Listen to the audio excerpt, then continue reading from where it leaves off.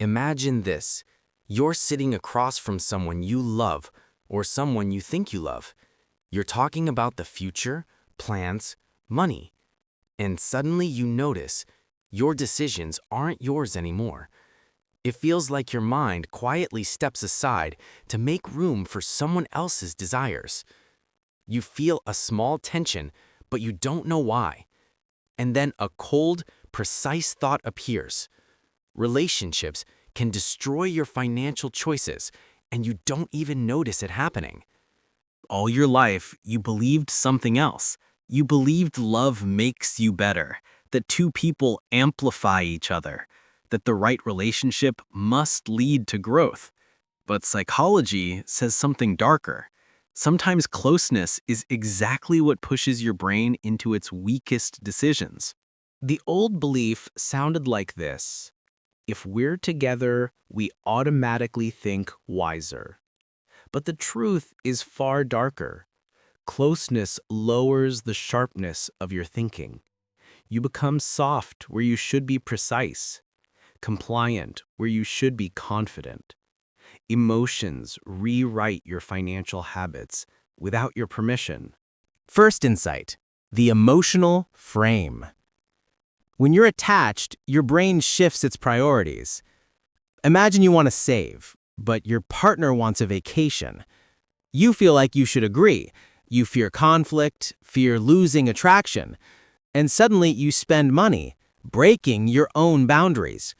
Not from logic, from fear, from emotion, from the desire to keep communication smooth at any cost.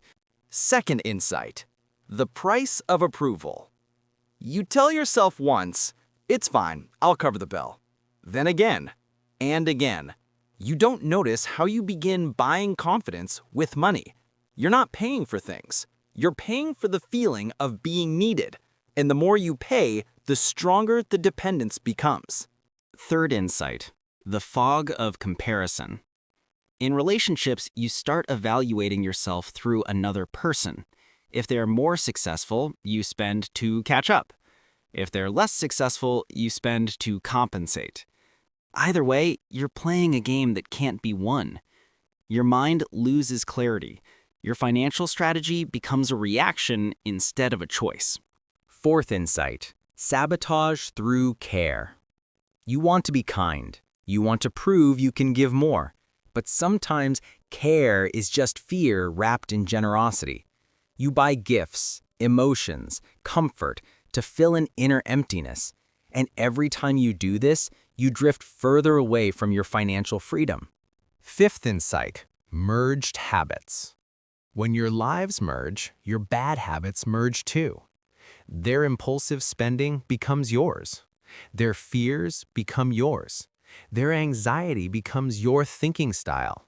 You lose control not because you're weak, but because your environment is stronger than you realize. And here you sit, feeling frustration. You don't understand why everything feels heavy, why your income stagnates, why your decisions feel uncertain, why your mind feels tired. But now you start to see it. This isn't an accident. It's a system of emotional levers quietly steering your choices. But there's another side. Once you understand the dynamic, you regain your power. You start saying no where you once stayed silent. You stop buying love and stop paying for your fears. You rebuild your communication. You reclaim your thinking. And with it, your money. The ending. You don't have to destroy the relationship. You just have to stop destroying yourself. And the moment you stop betraying your financial boundaries, the world around you shifts. Remember one phrase. It will stay with you for a long time. True love never asks you to lose yourself, especially in money.